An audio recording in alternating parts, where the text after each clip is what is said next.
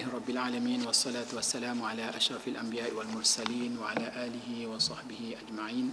Rabbi shrah li sadri wa yassir li amri wahlul 'uqdatam min lisani yafqahu qawli. Subhanaka la ilma lana illa ma 'allamtana innaka antal alimul hakim. Wa la hawla wa la quwwata illa billahil aliyyil azim.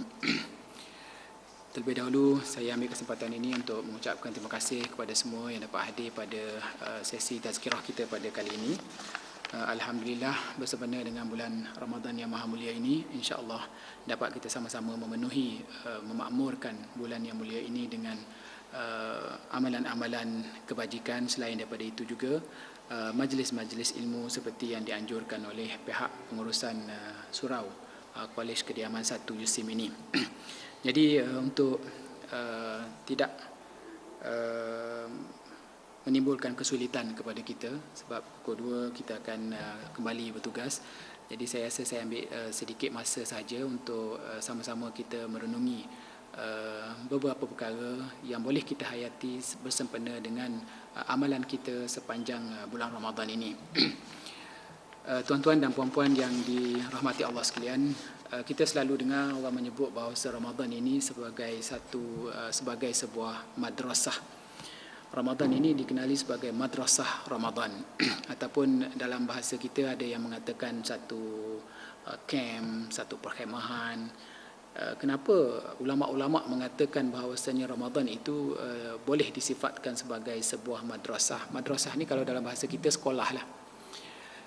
Disifatkan seperti yang dinyatakan oleh para ulama itu kerana apa yang terdapat di dalam bulan Ramadan ini penuh dengan berbagai-bagai amal ibadah, penuh dengan berbagai-bagai susun atur jadual yang telah ditentukan oleh Allah Subhanahu Wa Taala, yang telah disunnahkan oleh Rasulullah Sallallahu Alaihi Wasallam dan telah diamalkan oleh para salafus salih sehinggalah sampai ke masa kita ini, di mana kita lihat pada bulan Ramadan ini banyak amalan-amalan yang begitu istimewa bagi umat Islam yang tidak ada pada bulan-bulan lain. Dan amalan-amalan itu sebenarnya disyariatkan oleh Allah Subhanahu Wa Taala bukanlah semata-mata kerana untuk tujuan kebajikan ataupun untuk tujuan kebaikan kita di akhirat semata-mata. Sebenarnya kalau kita lihat dalam konteks yang lebih luas, seperti yang dinyatakan oleh para ulama yang terdahulu, setiap amalan yang disyariatkan oleh Allah Subhanahu Wa Taala dengan kaifiat dia, dengan tata cara dia, dengan susun atur dia, dengan syarat-syarat dia, dengan rukun-rukun dia, itu adalah sebenar-benarnya adalah untuk membentuk kepribadian umat Islam itu supaya selaras dengan fitrah semula jadinya, dan selepas itu sesuai dengan peranan yang harus dimainkan oleh setiap insan di muka bumi ini yang telah ditentukan oleh Allah Subhanahu Wa Taala, iaitu sebagai khalifah di muka bumi ini. Jadi peranan sebagai khalifah itu sebenarnya berbeza daripada peranan sebagai seorang abid. Allah Subhanahu Wa Taala menjadikan umat manusia ini sebagai satu makhluk yang amat istimewa. Kerana itu ia diberikan tanggungjawab sebagai khalifah. Kalau untuk menjadi seorang abid ataupun seorang hamba yang menghambakan diri ataupun yang menyembah Allah Subhanahu Wa Taala semata-mata, nescaya kita akan dapati di sana banyak lagi makhluk-makhluk lain yang jauh sebenarnya lebih hebat daripada umat manusia ini dari sudut ibadahnya, dari sudut amalannya, dari sudut kepatuhannya kepada Allah Subhanahu Wa Taala.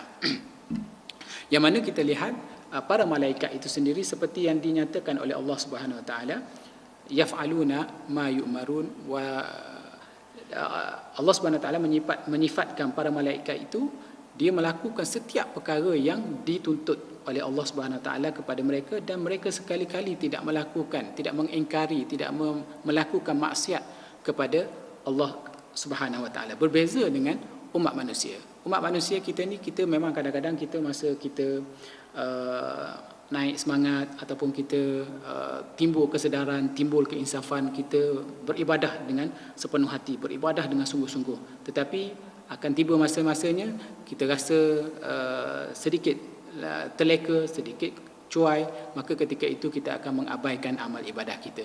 Jadi di situ sekiranya kita nak bandingkan dengan makhluk malaikat yang dicipta oleh Allah Subhanahu Wa Taala, maka malaikat jauh lebih hebat beribadah daripada kita.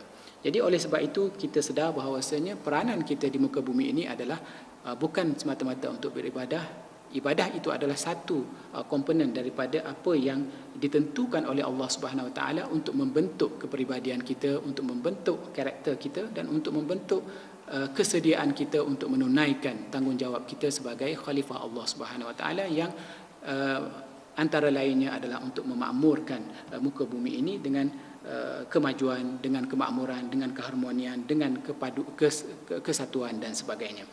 Jadi kembali kepada apa yang saya nak sebut, pandangan ulama terhadap ibadah-ibadah yang disyariatkan ini, Imam Ghazali misalnya menyatakan setiap ibadah itu sehinggakan solat itu yang ditentukan kepada kita pada waktu-waktu yang tertentu, dengan rakaat-rakaat yang tertentu, dengan bilangan-bilangan zikir dan bacaan-bacaan yang telah ditentukan itu, sebenarnya adalah untuk membentuk kepribadian, untuk membentuk diri, untuk membentuk keinsaniah seseorang individu itu. Maknanya kalau kita diberikan ilmu oleh Allah Subhanahu Wa Taala untuk melihat kenapa sembahyang subuh itu 2 rakaat, tidak 3 rakaat, tidak 4 rakaat, nescaya kita akan dapati bahawasanya memang sembahyang subuh tu sesuai dengan diri, dengan kapasiti, dengan keperluan, dengan kehendak jasad seorang insan itu hanya 2 rakaat sahaja. Begitu juga dengan sembahyang zuhur, sembahyang asar dan sebagainya. Sekiranya kita melakukan berbeza daripada apa yang telah ditentukan oleh Allah Subhanahu Wa Taala itu, maka objektif daripada ibadah-ibadah yang telah disyariatkan oleh Allah Subhanahu Wa Taala itu tidak akan tercapai. Jadi begitu jugalah dengan ibadat puasa ini, di mana kita lihat, jika kita lihat di bulan Ramadan ini, banyak amalan-amalan yang telah disyariatkan oleh Allah Subhanahu Wa Taala dan telah diamalkan oleh para rasul, antaranya yang tak lain dan tak bukan yang sepanjang masa kita lakukan sepanjang bulan ini, sepanjang hari, iaitu ibadah puasa itu sendiri. Ibadah puasa ini memang kita sedia maklumlah, kita bangun pagi, bersahur dan berniat, kemudian kita menahan diri kita daripada perkara-perkara yang membatalkan puasa itu sehinggalah daripada awal subuh sehinggalah kepada azan maghrib. Dan di situ juga kita disyariatkan untuk menjaga syarat-syarat dia, rukun-rukun dia, adab-adab dia, supaya kesan ataupun objektif daripada ibadah puasa itu dapat kita perolehi, dapat kita hasilkan, dapat kita gunakan untuk membentuk diri kita itu secara seoptimum yang mungkin. Jadi di situlah kita akan lihat nanti adab-adab yang perlu diikuti oleh para muslimin ketika mereka melakukan ibadah puasa.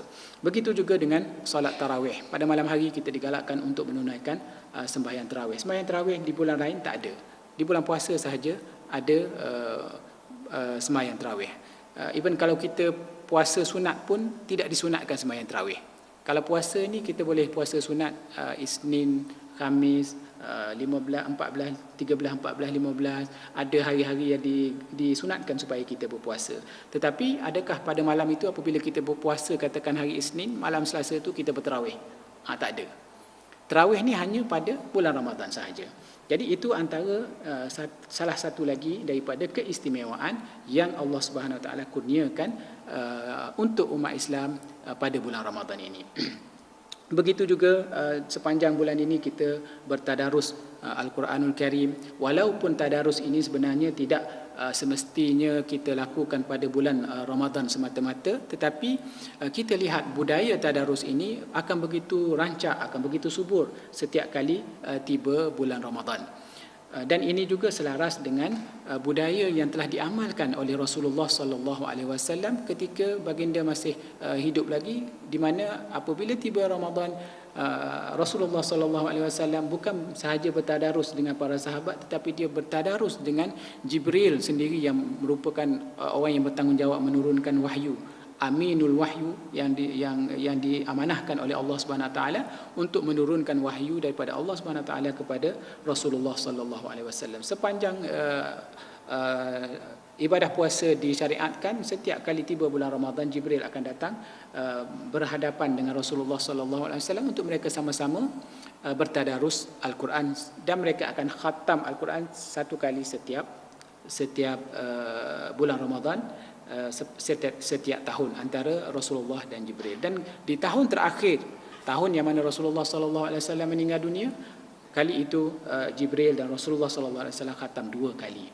Jadi itu nak menunjukkan kepada kita bahawasanya fadilat bertadarus Al-Quran itu begitu besar dan salah satu daripada amalan ataupun ibadah yang perlu diberikan keutamaan kepada kita sepanjang bulan Ramadan ini. Selain daripada itu juga amalan bersedekah, amalan berzakat, kemudian amalan kita menunai memberikan memberikan orang-orang yang susah, orang yang miskin itu berbuka puasa.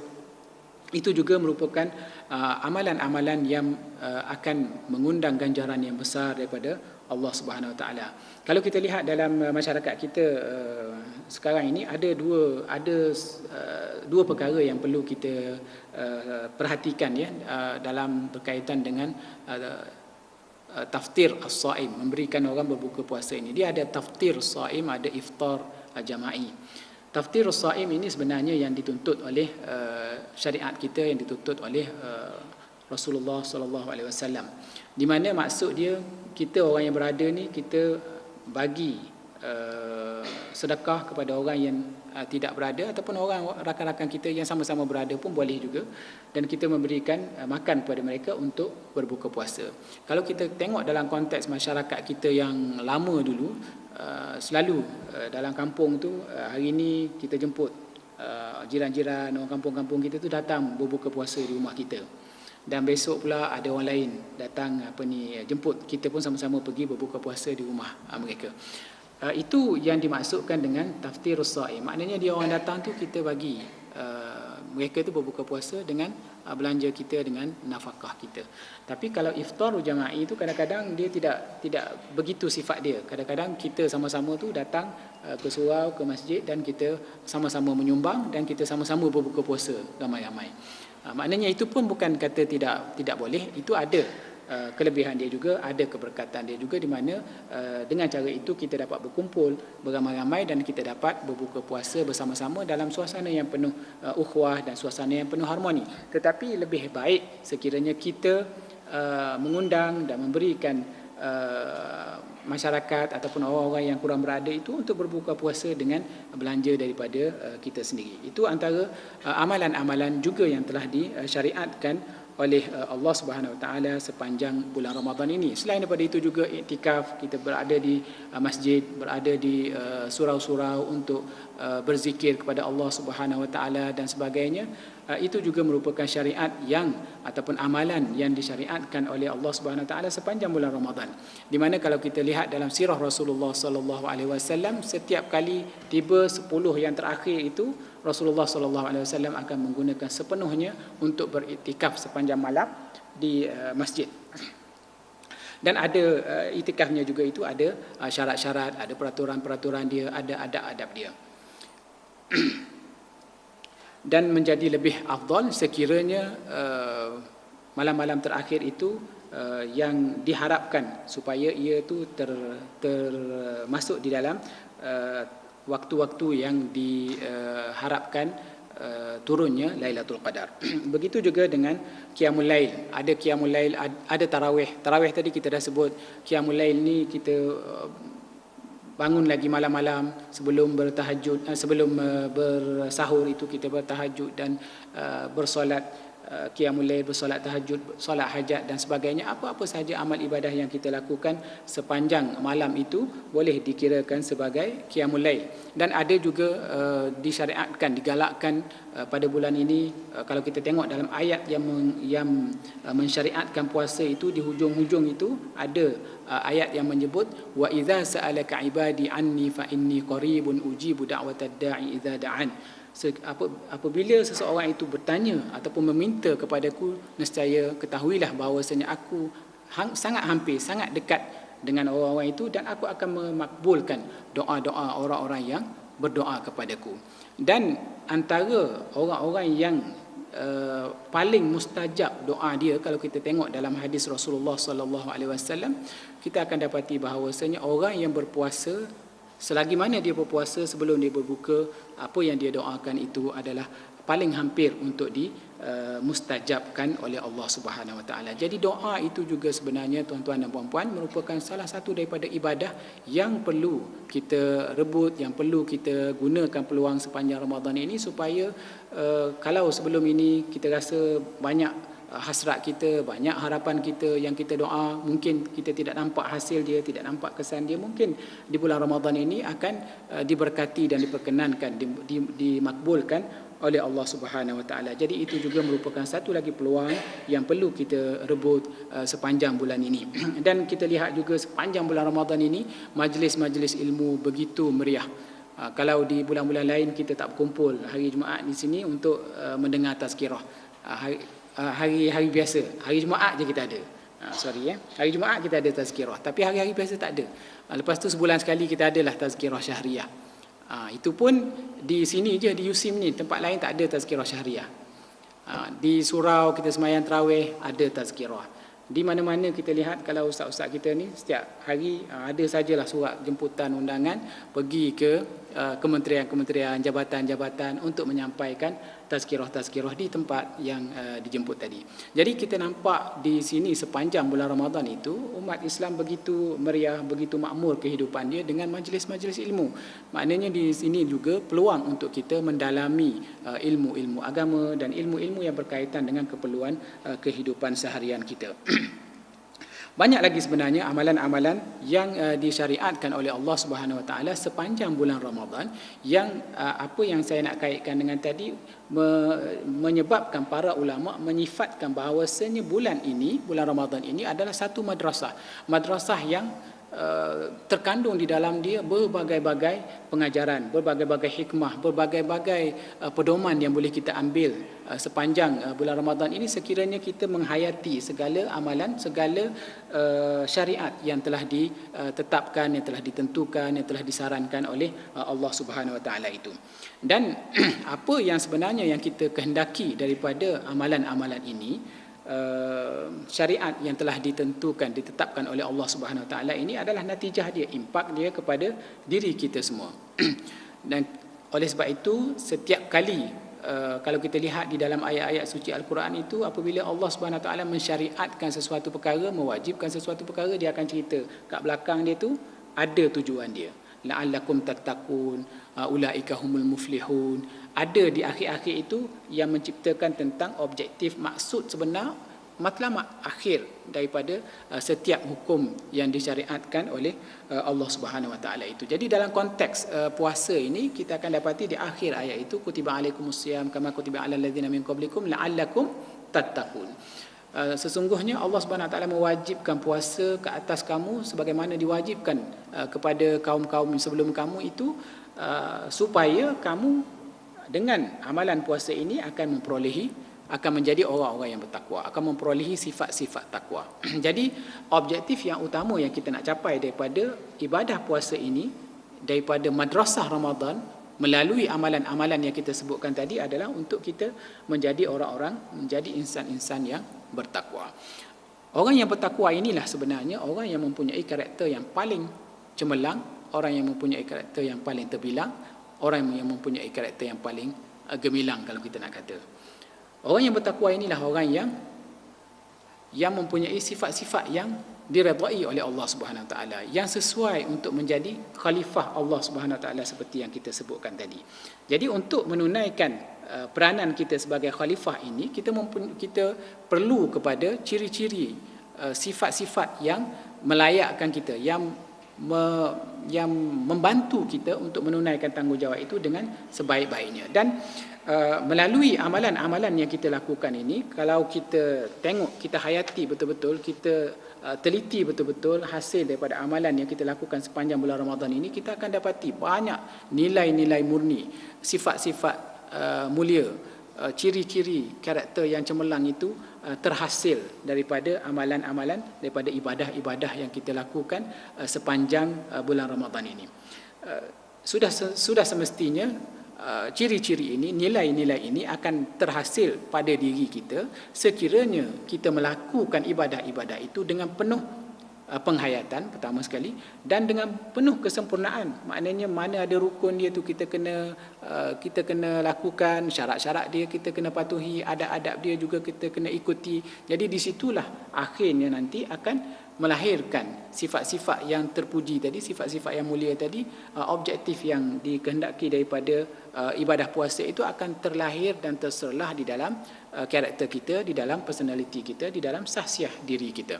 Jadi oleh sebab itu apabila kita melakukan puasa, apabila kita menunaikan solat tarawih, apabila kita bertadarus Al-Quran, apabila kita membaca ayat-ayat suci Al-Quran, apabila kita mengeluarkan sedekah, zakat dan sebagainya, kita hendaklah melakukannya dengan penuh penghayatan dan dengan penuh kesempurnaan.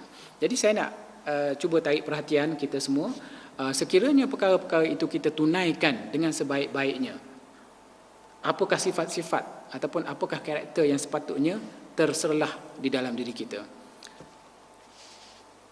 Dalam beberapa minit saja tadi saya duduk sebelum kita datang tazkirah ni, saya senaraikan banyak perkara yang boleh kita hasilkan ataupun yang boleh kita perolehi daripada amalan-amalan kita sepanjang bulan Ramadan ini. Antaranya sifat jujur.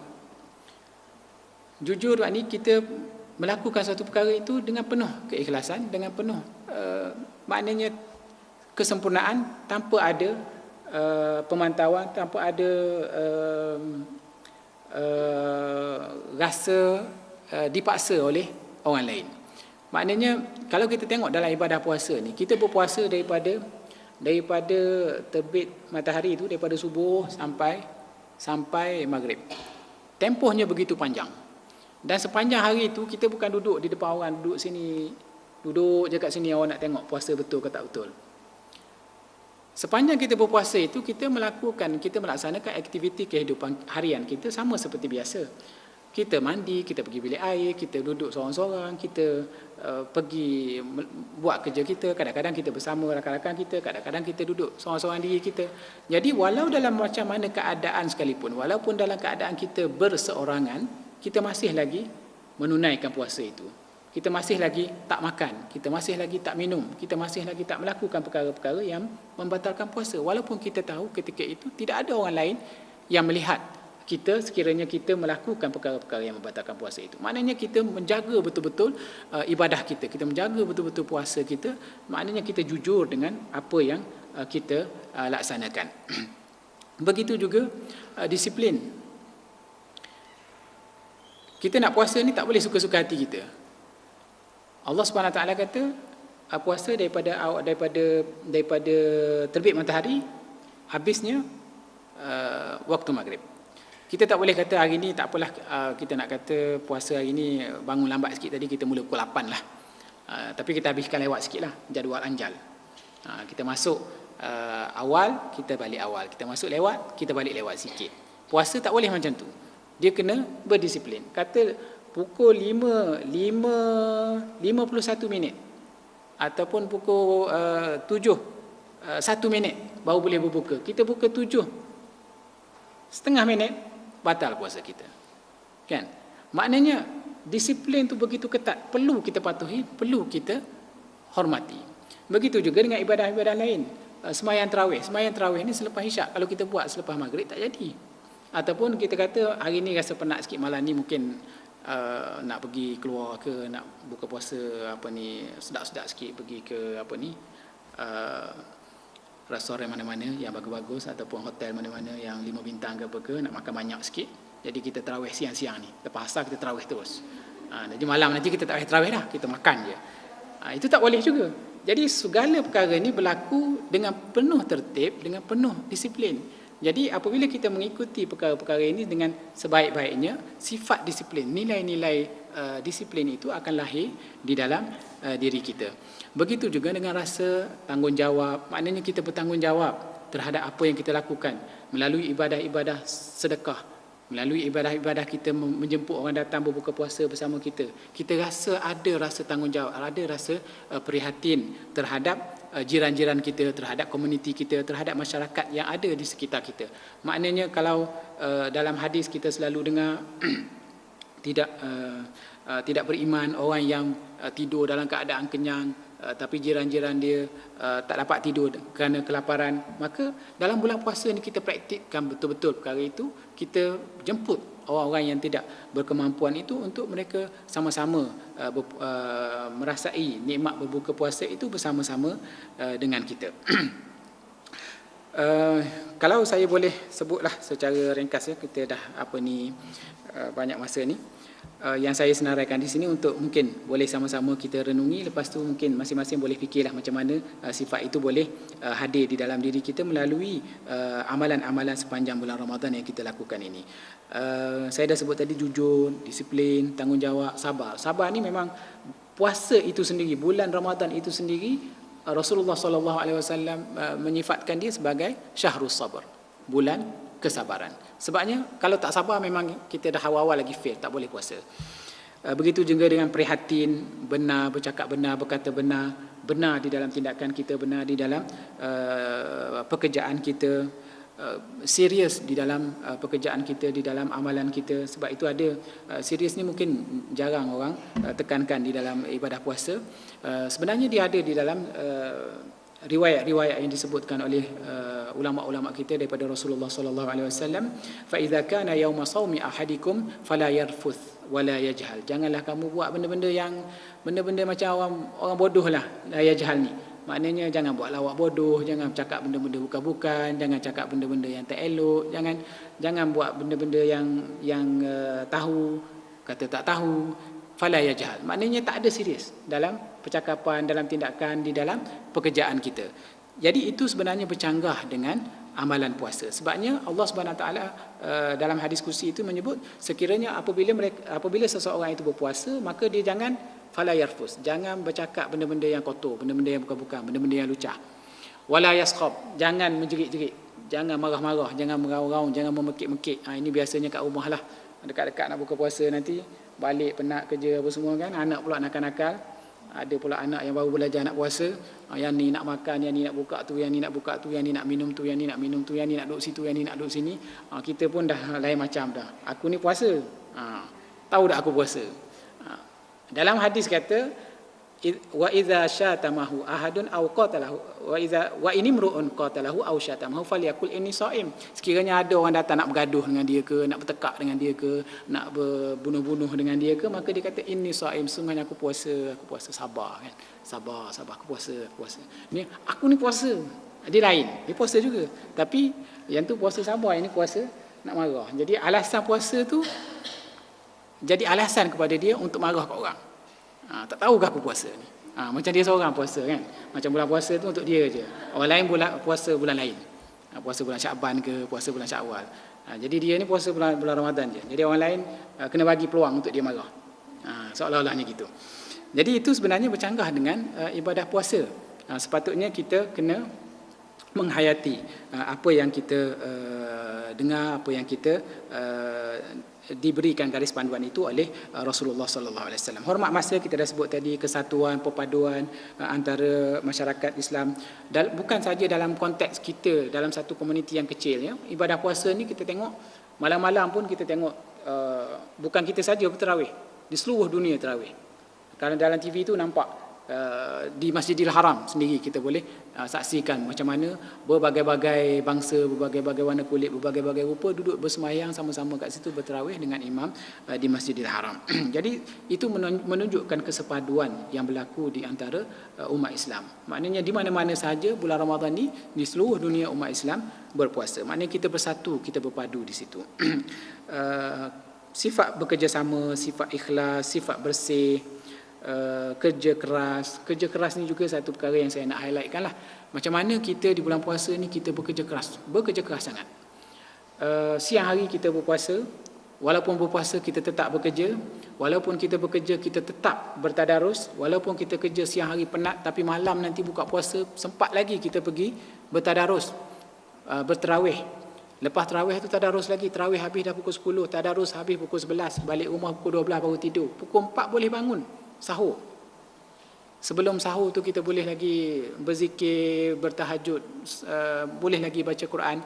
Kemudian habis subuh, habis sahur kita sembahyang subuh dah tak sempat nak tidur pun datang kerja.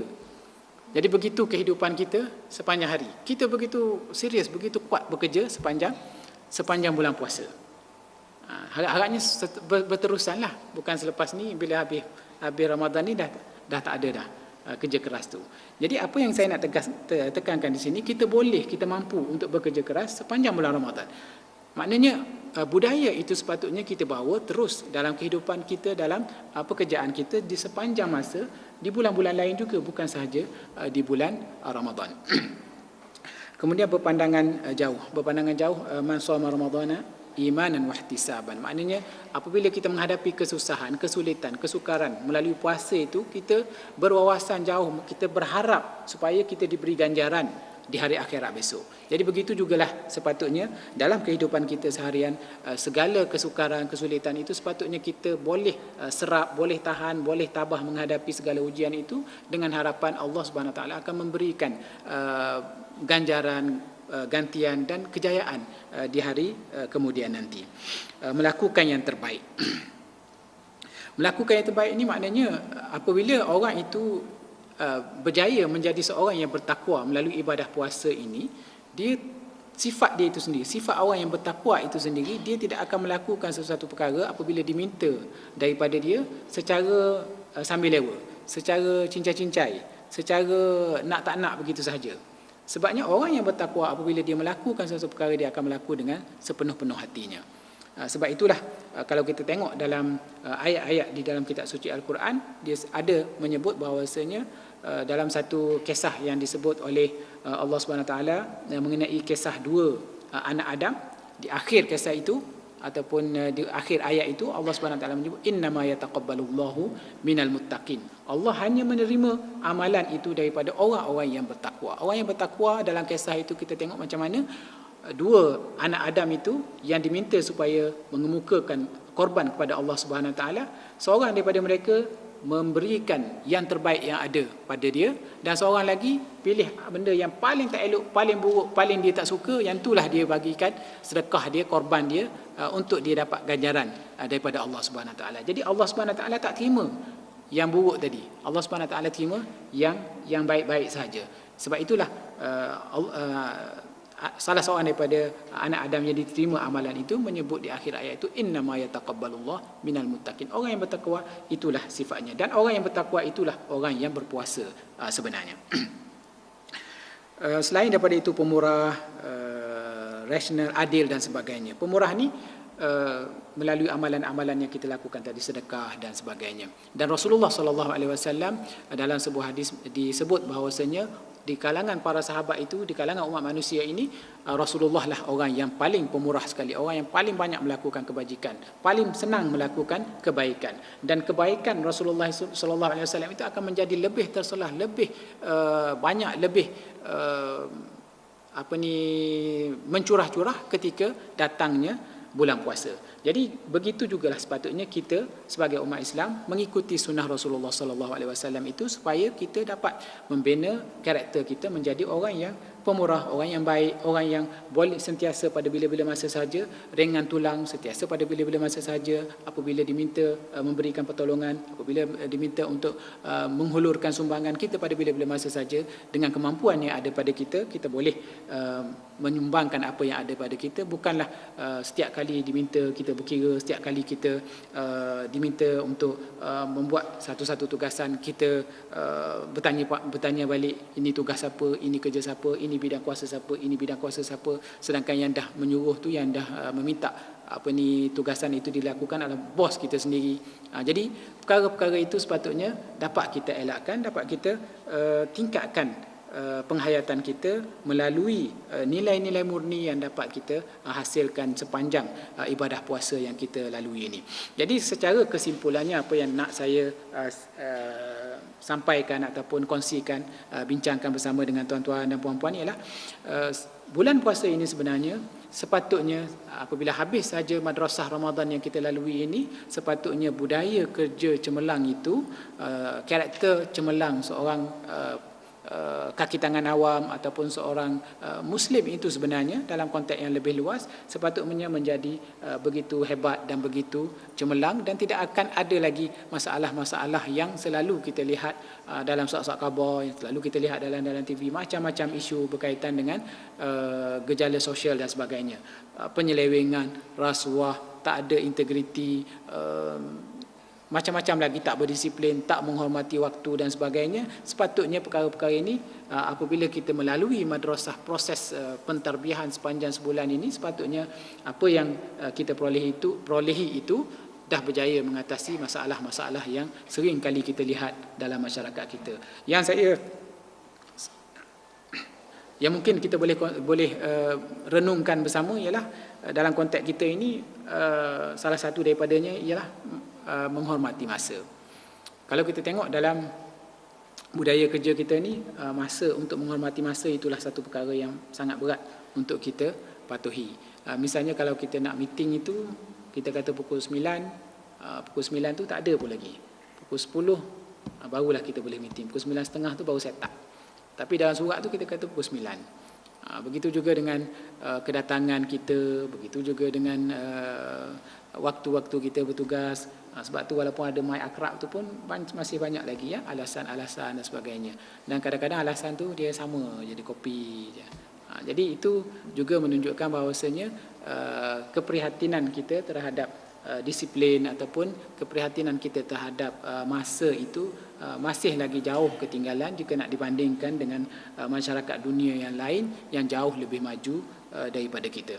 Jadi itu sebenarnya apa yang saya nak simpulkan di sini adalah melalui proses ataupun sistem pentarbiahan yang diperkenalkan ataupun yang disyariatkan oleh Allah Subhanahu Wa Taala di dalam bulan Ramadan ini, sebenarnya sepatutnya boleh melahirkan individu-individu yang begitu cemerlang, individu-individu yang sepatutnya berada di hadapan yang menjadi pendorong ataupun yang menjadi pemacu kepada kemajuan kemanusiaan, bukannya orang yang mengikuti ataupun bukannya orang yang berada di belakang mengikuti apa sahaja kemajuan yang telah diperolehi oleh orang lain. Sepatutnya kita berada di hadapan orang lain yang mengikuti kita sebenarnya. Tetapi malangnya pada kita lihat dalam dunia kita hari ini, semua budaya-budaya yang cemerlang ni kita ambil daripada barat, sedangkan budaya-budaya ini adalah apa yang telah ada di dalam diri kita, apa yang telah dipupuk melalui amalan yang sentiasa kita amalkan. Setiap tahun kita amalkan benda ni, dan setiap hari kita mengamalkan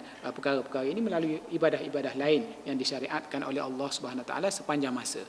Ini semuanya nilai-nilai murni yang perlu kita hasilkan daripada setiap amalan yang telah disyariatkan oleh Allah Subhanahu Wa Taala. Tetapi oleh kerana penghayatan kita itu mungkin kurang, kefahaman kita mungkin agak kurang lagi, maka apa yang kita capai itu tidak sampai kepada matlamat yang sebenar yang dihasratkan oleh Allah Subhanahu Wa Taala, yang disasarkan oleh Allah Subhanahu Wa Taala, yang dihasratkan oleh diri kita sendiri sebagai khalifah Allah di muka bumi ini. Mudah-mudahan apa yang saya sampaikan ini dapat kita kongsikan bersama-sama untuk tujuan kebaikan kita bersama, untuk diri saya yang paling pertama sekali, dan untuk kita semua. Apa yang baik itu daripada Allah Subhanahu Wa Taala, dan apa yang kurang itu daripada diri saya sendiri. Nastaghfirullahalazim wa aqulu qawli hadza wa astaghfirullahalazim wa li wa lakum wa lisairil muslimina wal muslimat. Wassalamualaikum warahmatullahi taala wabarakatuh.